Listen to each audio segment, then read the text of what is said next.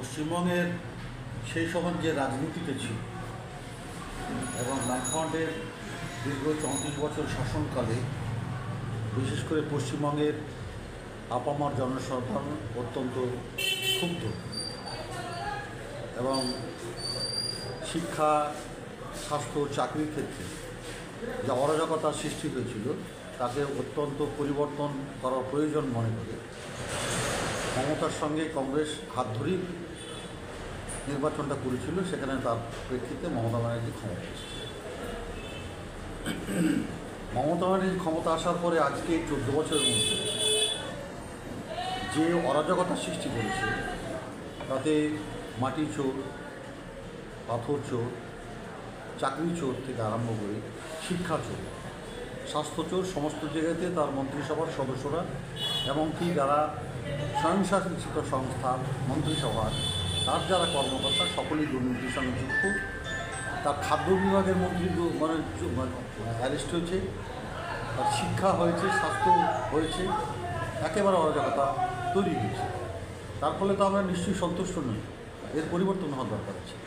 এবং দিল্লিতে যে সরকার এসছে সে ভারতবর্ষের সংবিধানকে পরিবর্তন করে ভারতবর্ষের গণতন্ত্র হত্যা করার জন্য যে ইলেকশন কমিশন, কাকে সিলেকশন করা হবে তার জন্য যে নর্মস ঠিক করা ছিল, যে ভারতবর্ষের সুপ্রিম কোর্টের প্রধান বিচারপতি থাকবেন, ভারতবর্ষের প্রধানমন্ত্রী থাকবেন, ভারতবর্ষের বিরোধী দলের নেতা থাকবেন, অত্যন্ত গণতান্ত্রিক পদ্ধতিতে একজন যোগ্য লোককে ইলেকশন কমিশন করা হবে।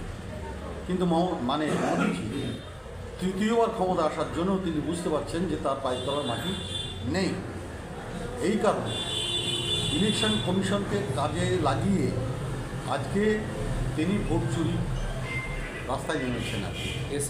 পরীক্ষামূলকভাবে আমরা দেখেছি মহারাষ্ট্রের নির্বাচনের ক্ষেত্রে প্রায় লক্ষাধিক লোকের নাম বাদ দিয়ে এবং যা কয়েকদিন পরে বিহারে নির্বাচন হবে সেখানে প্রায় 50-60 লক্ষ ভোটারকে নাম বাতিল করে দিয়ে বিজেপি ক্ষমতায় আসতে চাইছে।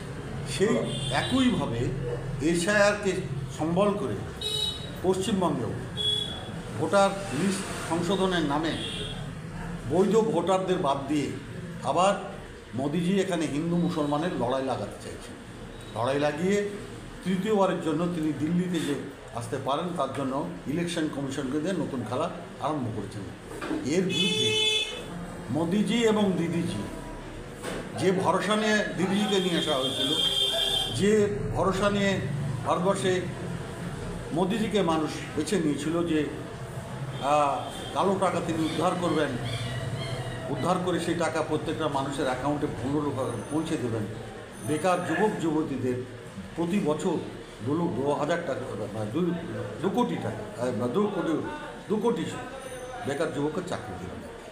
আমরা তো দেখলাম একটা মানুষকে চেনার জন্য কিছু নিশ্চয়ই সময় লাগে, কিন্তু 2014 থেকে আজ পর্যন্ত তার সময়কালটা প্রায় 10-11 বছর হয়ে গেছে। তাকে আমাদের চেনা হয়ে গেছে।